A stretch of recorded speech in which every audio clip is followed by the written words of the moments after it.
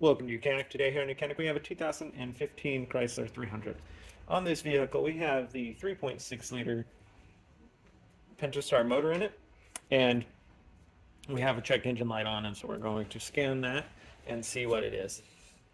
So we have our OBD2 scanner hooked up to the vehicle via the Bluetooth.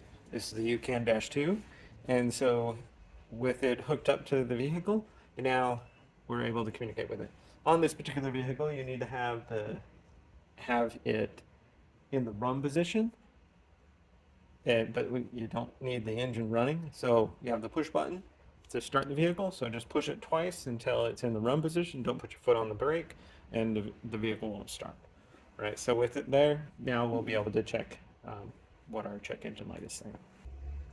So with our diagnostic scanner turned on, we're going to go into diagnostics, and we're going to select our make and model, which is a Chrysler. And then if we just do Smart VIN, it's going to communicate with the vehicle, and it's going to populate back what the VIN number is, engine size, and so forth. So we got the VIN number, engine, and model and type, and then we can verify that VIN number, and when we do so, then we can hit yes. Quick scan, you'll scan every control module in the vehicle, or we can just go ahead and select control module because we just want to check the engine control module, which on this one it is called the power control module, or the PCM.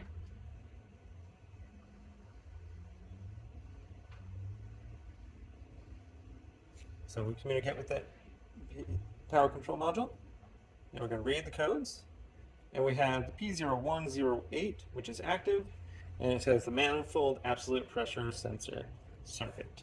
So we are going to find that sensor and see if it's, do a visual around to see why it's maybe having a misreading, or the fact just of how you would replace that sensor in case you need to do that. Okay. All right. So we're coming from the side of the engine. We're going to just pop this cover off so that we can gain access to where the sensor is and look around. So the sensor that we're looking for is this sensor right here, and that is our manifold absolute pressure sensor that we need to take a look at.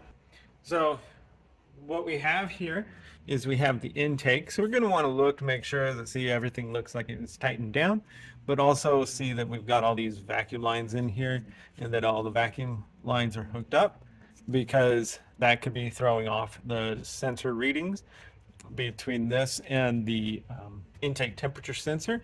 And so those are things that we need to look at. And then if we've looked at that, we don't see anything crazy visual. Sometimes you may need to use a smoke machine or anything like that to see if there's any leaks. And if that's not the case, well, then it's always can be possible that your sensor has gone bad. And so we can't undo it because the sensor's connected. So we need to just squeeze that sensor together, and we can pull the clip out. And then if we turn this, turn to the left here, there's a point where it will come out. It's not always as like exactly where you think. So pretty much you turn it 90 degrees, and it has the release point where these tabs are open to let this out. So you just go ahead and remove our sensor, and then you would get a new sensor to be able to replace if that's what would come to the diagnostic. And then, like I said, we line it up with that little arrow there, or the tab, and so it's pretty much at a 90 degree from where it was installed. And so then twist this back into location, install the connector, and then you can go ahead and put your little cover piece back on if that's all you needed to do under the engine. And then we'll need to clear the code out.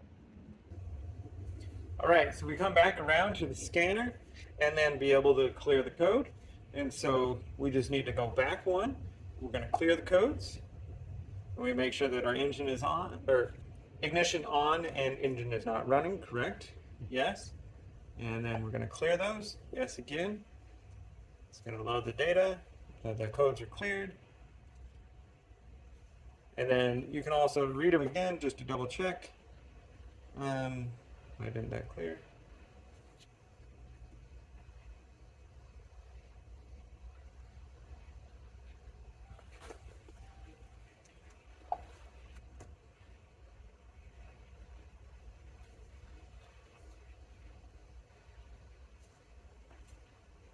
All right, there we go. Sometimes you got to do it twice for the fact that maybe needed to just reset the function it timed out being in the run position. But now it is cleared out, so we're okay there. You'll run your vehicle, you take it for down the road, and if that doesn't come back on, then it maybe was just a sensor, or potentially you got some other issues that are throwing some readings off, and you may need to do some more diagnostic.